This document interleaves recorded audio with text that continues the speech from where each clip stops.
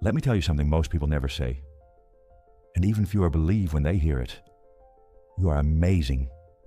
Not in a fluffy Instagram quote kind of way, but in the realest way possible. You've survived things that would have stopped others. You've kept going when no one was watching. You've carried shit that wasn't even yours to carry, and you did it anyway. You show up, you care, you try. That already makes you powerful. But here's the catch. If you don't see that in yourself, you'll spend your life trying to earn what was already true. So let me tell you something. Something that helped me see it too. You see someone speak better, sell better, dress better, smile smoother, and before you know it, you've decided you're not enough. Not smart enough. Not fast enough. Not loud enough. Not something enough. And the worst part? You can't even remember when you started feeling that way. Then I came across this image, a red crayon and a yellow pencil. The crayon says, I'm not sharp enough. And the pencil says, I'm not colorful enough. And I thought, shit, that's me. Not now, but back then.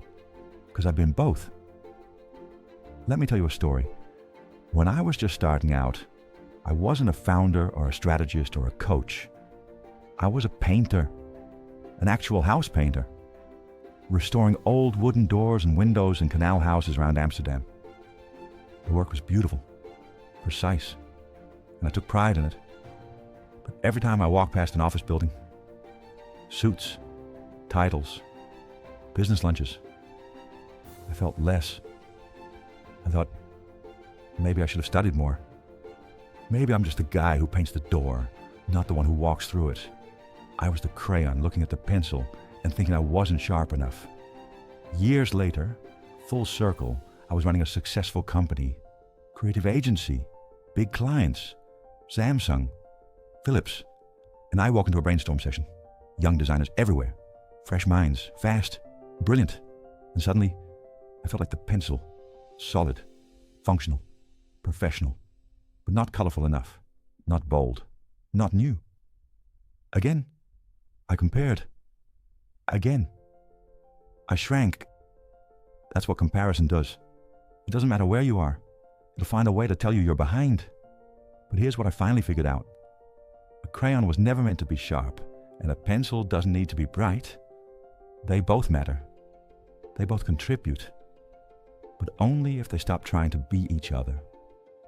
And that, right there, is the trap we fall into. You compare yourself to people who are never meant to be your mirror. You measure your value based on rules made for someone else's story. And it kills your creativity. It kills your confidence. It kills your joy. And maybe you don't need to change. Maybe you're not here to scale a business or break a record or reinvent the world. Maybe your gift is showing up with love. Maybe you bring peace into chaos. Maybe you're the one who remembers birthdays, who listens, who holds space, who lifts others without asking for credit. That's not small. That's not less. That's not just being yourself. That's everything. Can you give love? Can you care? Can you contribute to something that matters to you? Then you're not missing anything. You're not falling behind. You're not failing to live some bigger life. You're already living it. And if it feels good, if it feels true, don't touch a thing. You're home. But if something in you whispers, there's more. If there's a dream you keep parking in the back of your mind, a part of you that's not fully in the room, then yes, you can grow. You can shift. You can become anything. But please, don't do it to prove your worth. Don't do it because you feel behind. Don't do it to catch up to someone who isn't even running a race. Do it because you're ready. Do it because you're curious. Do it because you want to. Not because you have to. Because that's where real transformation begins. Not from shame, not from scarcity, but from a quiet, powerful yes to becoming more of who you already are. That's when growth gets light. That's when learning feels like expansion, not pressure. And that's when the version of you you're becoming starts to feel like a home you built with your own hands. And maybe, just maybe, you're starting to feel that quiet yes inside you. Not the frantic voice that says, prove them wrong. Not the desperate whisper of, if I just do more, maybe I'll finally be enough. I'm talking about that deeper pull, the one that says, there's more in me, not because I'm not enough, but because I'm finally ready to explore who I really am. That's where change begins. Not with pressure, not with pretending, not with pushing through another version of perfectionism wrapped in personal growth. Real change, it starts when you stop performing and start rooting yourself in something true. Your worth. Because when you know you matter, without the accolades, without the spotlight, you create space to grow without fear of falling.